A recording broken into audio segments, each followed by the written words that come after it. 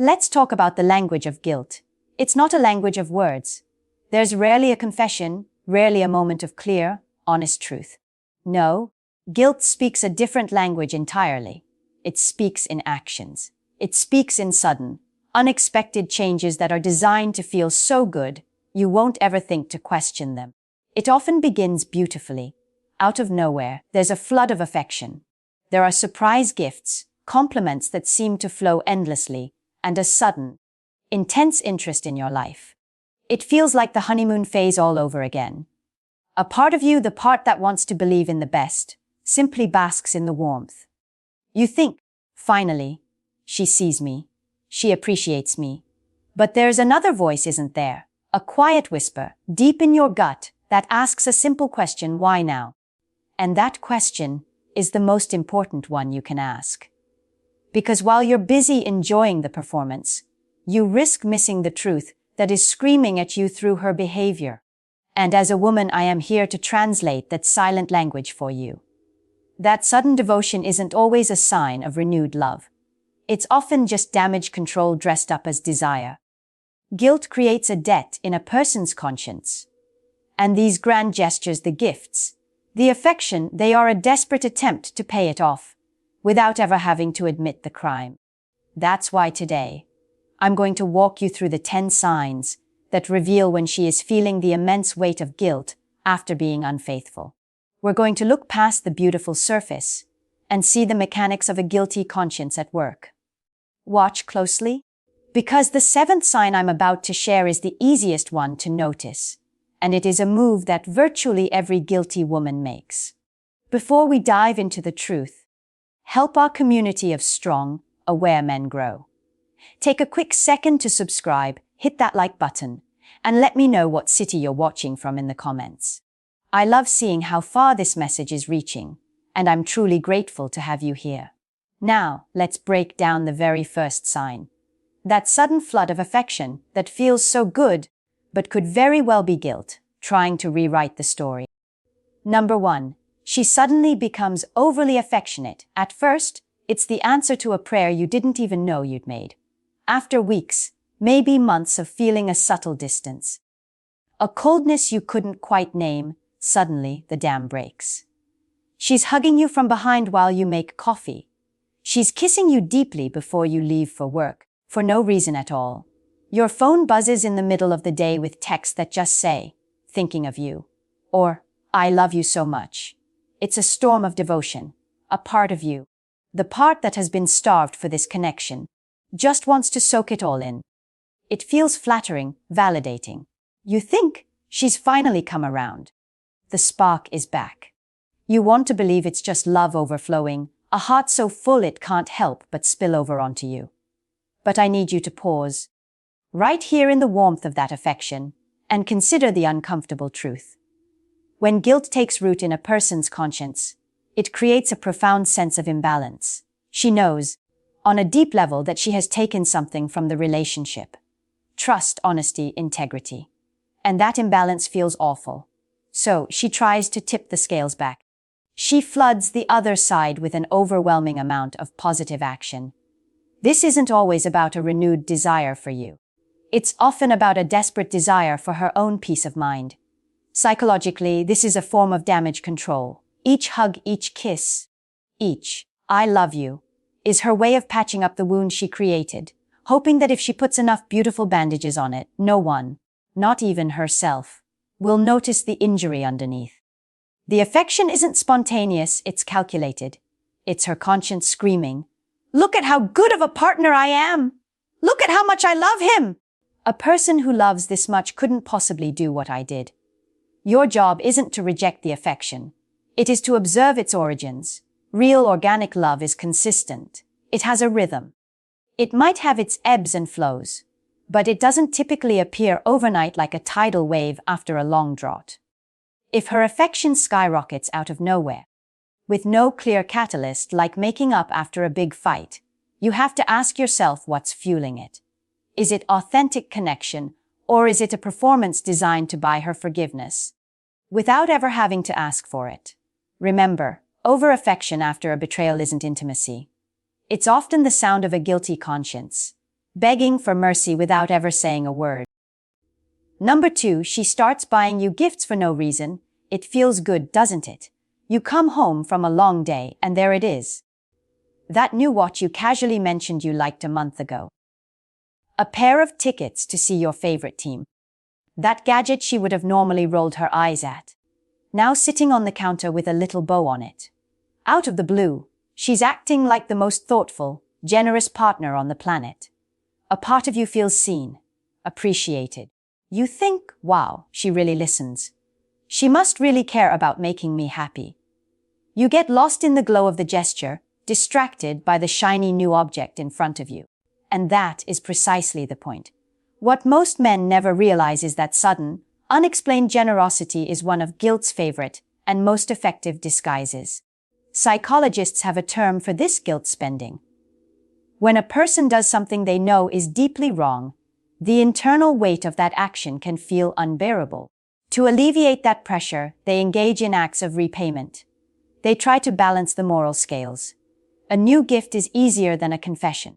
A surprise dinner is safer than facing the consequences of her actions. You need to understand this critical point: these gifts are not always about you. They are about her. They are a transaction. She isn't just giving you a shirt. She is trying to buy back a piece of her own self-respect. She's trying to purchase a moment of peace from her own nagging conscience. It's a bribe offered to her own soul to silence the truth. The danger is simple. You mistake the gesture for the motive. You see the gift as a symbol of love, when it may actually be a symptom of betrayal.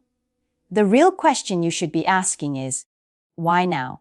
Why this sudden burst of generosity, especially if it comes after a period of emotional distance or strange behavior? Here's the mindset you need to adopt. Receive the gift graciously, but do not let it blind you.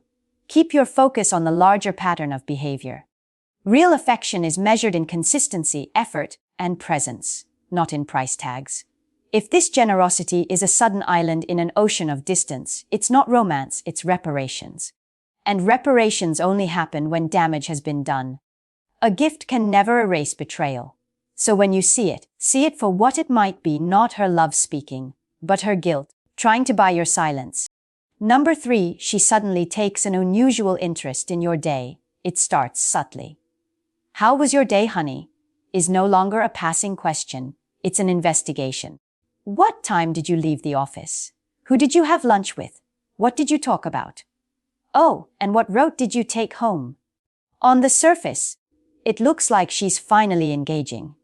She seems to care about the small details of your life.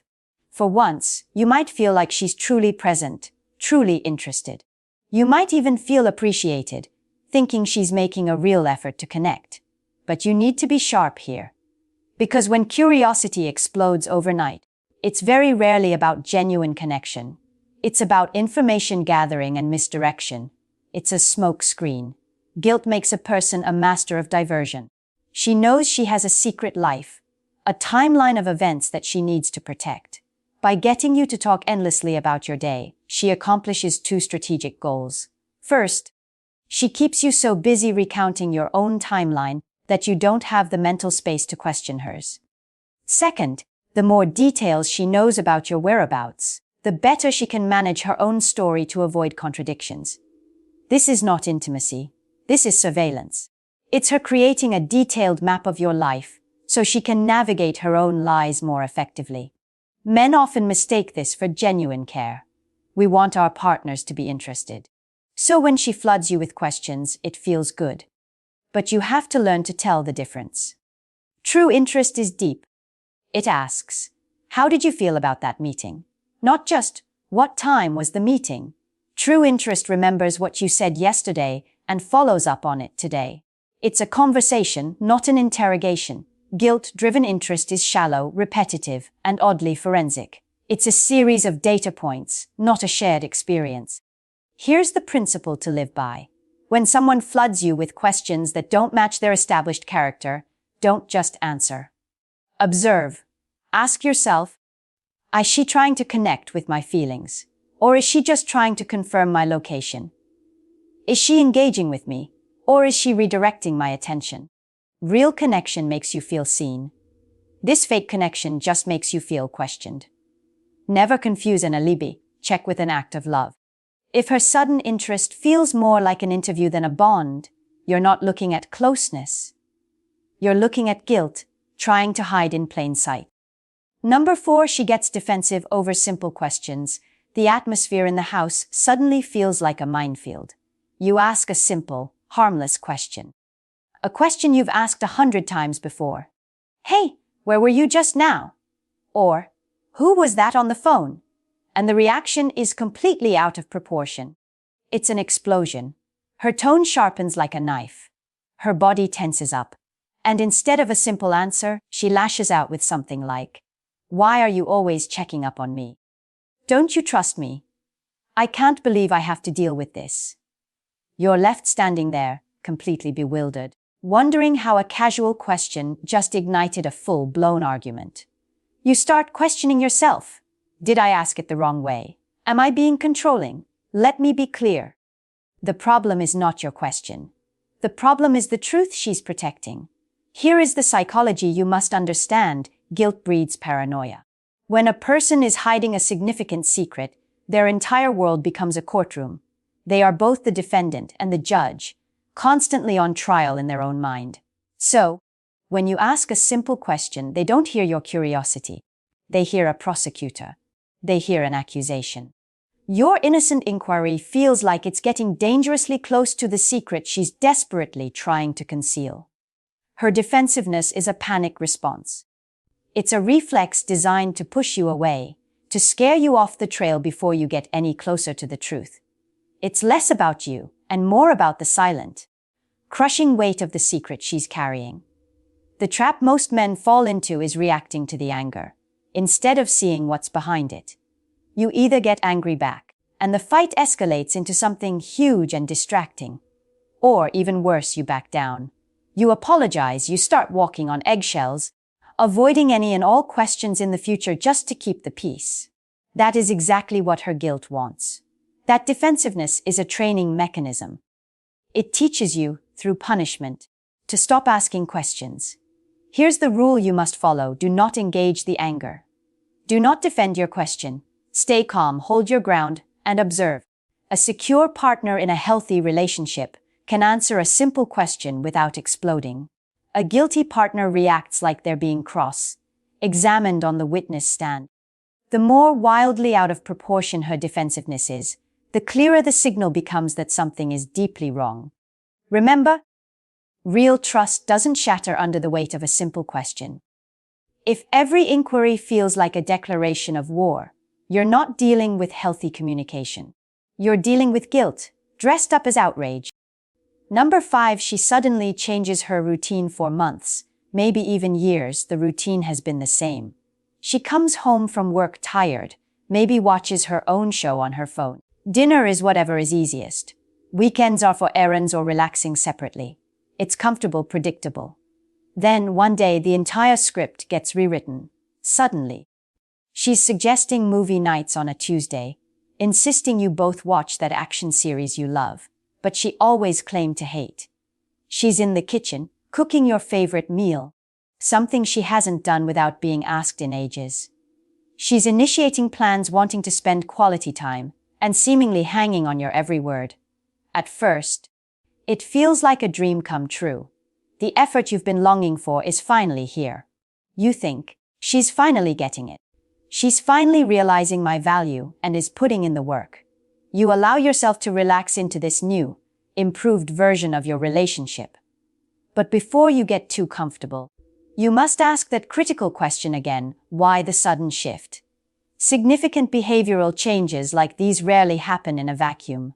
They are almost always a reaction to something. And when guilt is the catalyst, these changes are deeply strategic. She is not just trying to be a better partner. She is actively trying to rebuild your sense of security before you even have a chance to realize it's been compromised. This is not relationship growth. It's a renovation project born out of panic. Each home-cooked meal, each shared movie, becomes a brick in a new wall she's building, a wall designed to block your view of what's really going on behind the scenes. It's a performance of stability, designed to overwrite any creeping suspicion you might have. The mistake men make is to accept these moments at face value. We are so starved for effort that when we finally get it, we don't dare to question its authenticity. But genuine growth is gradual. It's born from honest conversations and small, consistent steps. It doesn't appear overnight, fully formed. Like a theatrical production, your job is not to reject the nice dinner. It is to interpret the gesture correctly. Ask yourself, does this change feel natural and sustained? Or is it a sudden, intense performance that feels slightly out of character? Real partnership doesn't need to feel like a show. Remember, these routines tell the truth of a relationship. When they shift dramatically and without explanation, don't be lulled into comfort. It's often not about her wanting to bond with you. It's about her needing to keep you from noticing what she's already done. Number 6, she suddenly gives you more freedom than ever before. Think about how things used to be. A night out with your friends was met with a dozen questions. Who's going to be there? What time will you be back? Text me when you get there. There was a tension, a sense of being monitored, a subtle possessiveness you may have even found frustrating. And now it's all gone. Suddenly she's waving you off with a breezy smile. Go have fun with your friends! You deserve it. Don't worry about me. There are no more check-in texts, no more suspicious questions. It feels like she's finally matured, finally feels secure in the relationship. The feeling is one of relief, of freedom. But here is the hidden, twisted layer you need to see. When this kind of freedom is granted overnight, seemingly out of nowhere, it often carries the fingerprints of guilt.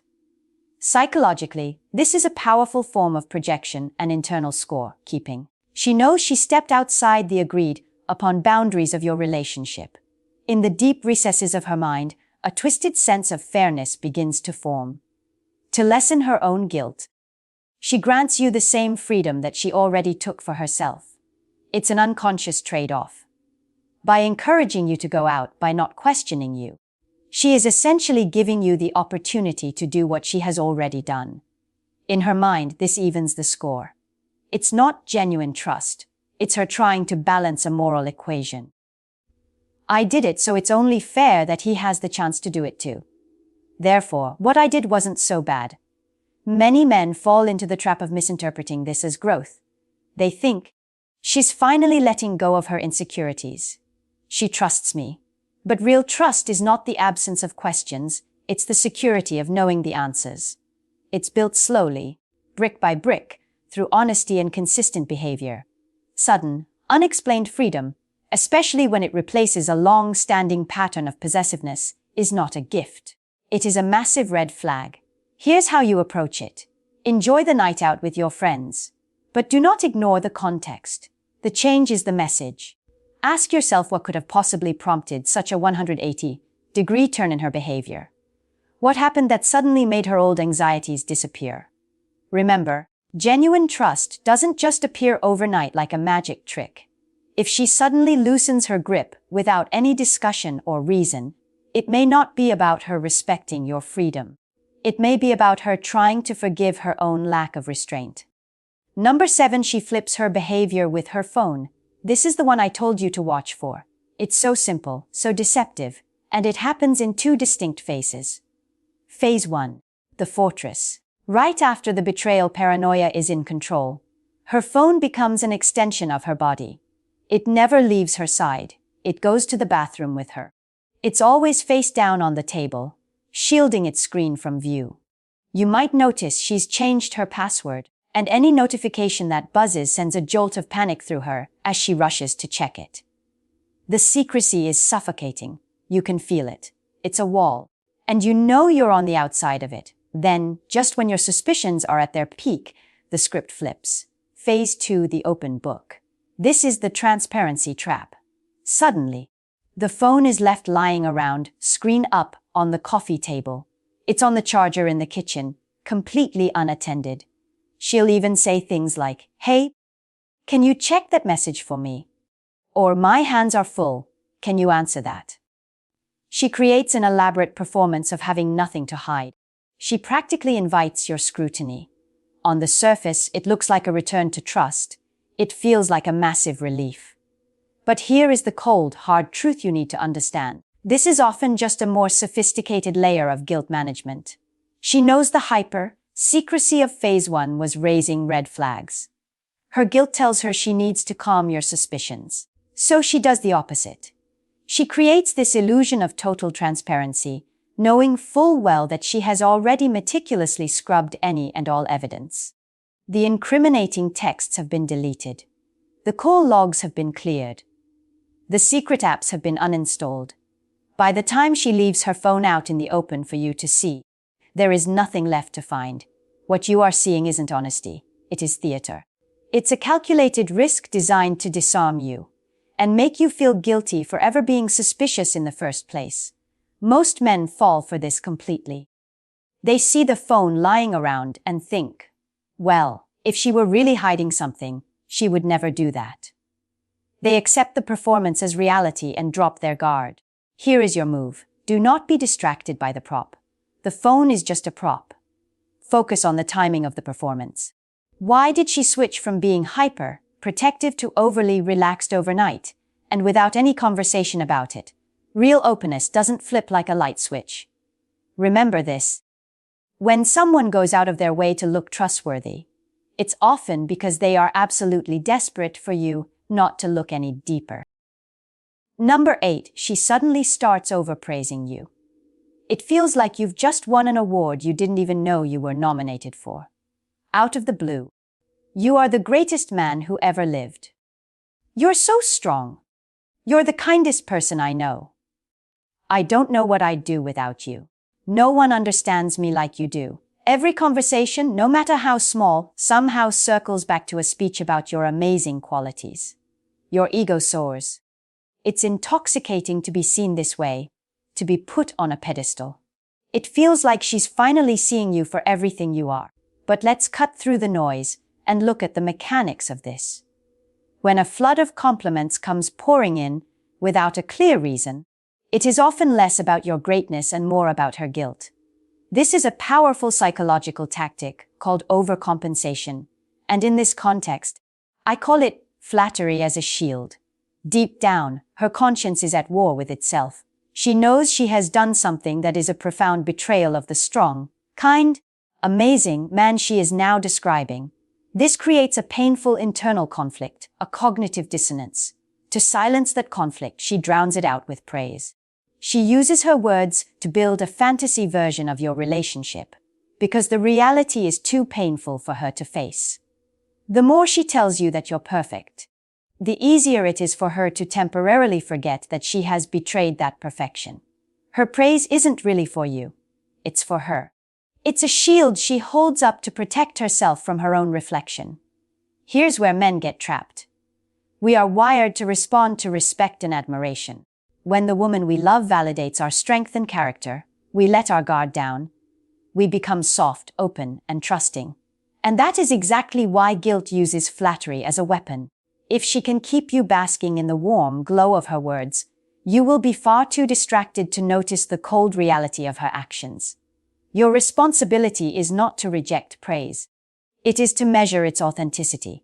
Ask yourself, is this praise specific and consistent with her past behavior? Or is it suddenly vague, overwhelming, and almost desperate? Real respect doesn't need constant, exaggerated speeches. It shows up quietly in her daily actions. Remember this when admiration feels inflated and performative. It's usually not a reflection of your true greatness. It's a reflection of her deep-seated guilt. Don't confuse flattery with loyalty. If her words sound like a performance, that's exactly what they are. Number 9, she shows sudden bursts of sadness or anxiety. It's a quiet Tuesday night. You're both watching TV, and you look over and see her just staring off into the distance. A single tear rolling down her cheek. You ask her what's wrong. She just shakes her head, wipes the tear away, and says, "Nothing. I'm just tired." Or, "Just thinking about work."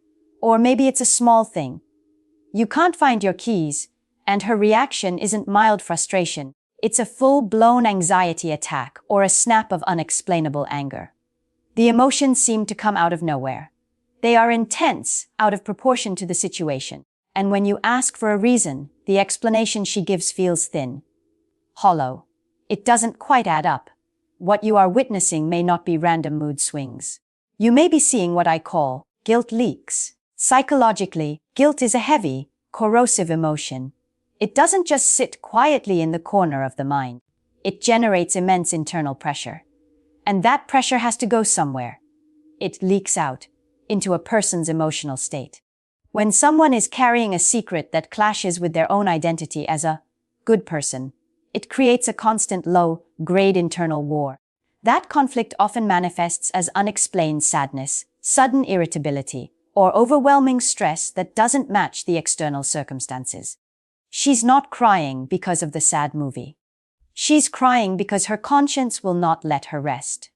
She's not snapping because you misplaced the keys. She's snapping because she's living under the constant, exhausting strain of a double life. Here is where good men go wrong. Our instinct is to protect and to fix. We see her sad, so we rush in to comfort her. We see her stressed, so we try to solve her problems. You hug her, you reassure her, you bend over backwards to lift her mood, telling her everything will be okay.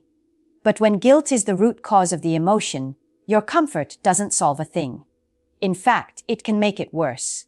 It gives her a temporary escape, a moment of comfort, while the truth continues to eat away at her from the inside. The smarter move is to step back and observe the pattern. Do these emotional breakdowns happen more often after she's been distant or secretive? Do they appear with no clear, logical trigger? Genuine stress has clear sources you can usually talk about: work deadlines, family issues, health concerns. But guilt-driven emotions erupt unpredictably, like geysers of repressed truth. If her sadness feels misplaced and her anger feels disproportionate, it's not random. It is the weight of betrayal pressing down. And it's a sign you cannot afford to overlook. Number 10, she starts bringing up cheating indirectly. This is perhaps the most ironic and telling sign of all. You're watching a movie together and a character cheats. She turns to you, her face a mask of disgust, and says, "I just can't believe someone would do that to a person they love. It's disgusting." Or maybe she brings up a story about a friend of a friend who was betrayed. She'll recount the details with righteous anger, shaking her head and talking about how she could never do something like that. On the surface, it seems like a positive sign. You think, good, she's clearly against cheating. Her moral compass is strong. Her words are literally condemning the very thing you might be suspicious of. But you have to pay extremely close attention here. When a person who has something to hide repeatedly brings up that specific topic out of nowhere, it is often more than just commentary. It is a confession in disguise. This is a psychological phenomenon I call confession by proxy. Guilt creates an unbearable tension in the mind. The secret wants to come out, but the fear of consequences keeps it locked down, so it finds a safety valve: indirect speech. By talking about cheating in a safe context, projecting it onto a movie character or a distant acquaintance, she gets to experience the psychological release of talking about the forbidden topic without any of the personal risk. It serves two brilliant deceptive purposes at once. First, it allows her to vent the pressure of her own secret. Second, by loudly condemning the act in others, she performs the role of a loyal, moral person, creating the perfect cover for her own actions. It's a way of confessing and denying in the very same breath. Many men dismiss these moments completely. They hear the anti-cheating message and take it at face value, missing the profound irony. The louder she condemns the sin in others, the more likely it is that she is trying to silence the voice of that same sin inside herself. Here is the key. Do not ignore these disguised confessions. When a woman repeatedly brings up the topic of betrayal in conversations that don't naturally call for it, that is not random. That is her guilt, leaking through her words. Your response doesn't have to be a direct confrontation. It should be quiet, sharp observation. Connect the dots. Does her sudden interest in discussing cheating coincide with other suspicious shifts in her behavior? If you are seeing this sign along with several others on this list, You are no longer just listening to her opinion on a movie. You are listening to her guilt, speaking to you in code. Remember, this: indirect confessions are still confessions. If you ignore them, you risk missing the clearest sign her conscience will ever give you. When you step back and look at all these signs together, a pattern begins to form. One random gift doesn't mean betrayal. A single burst of affection doesn't prove guilt. But when these behaviors stack up, when she suddenly becomes overly affectionate, showers you with gifts, asks endless questions, gets defensive over nothing, shifts her entire routine, grants you unearned freedom, flips her phone habits, overpraises you, breaks down emotionally, and brings up cheating out of nowhere, then it is no longer a coincidence. It is a story. It is the story her behavior is telling you, even if her words never will. Here is the harsh truth that you need to accept. Guilt changes a person, and once it sets in, it bleeds into everything. You do not need to wait for a verbal confession to know that something is fundamentally off.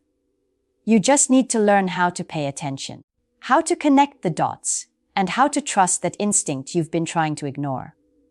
But this knowledge is not about turning you into a paranoid detective, living in constant suspicion. It is about reclaiming your awareness.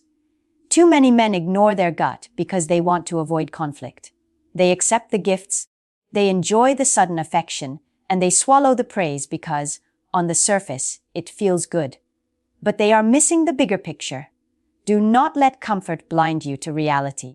Observation is your greatest tool. When you learn to see clearly, you are no longer vulnerable to manipulation. You are no longer at the mercy of guilt-driven performances. You are in control of your own perception. And that is where your power lies. This is your opportunity to set the standard for what you will and will not accept. It is a wake-up call to demand honesty, consistency, and respect, to build a relationship rooted in truth, not distraction.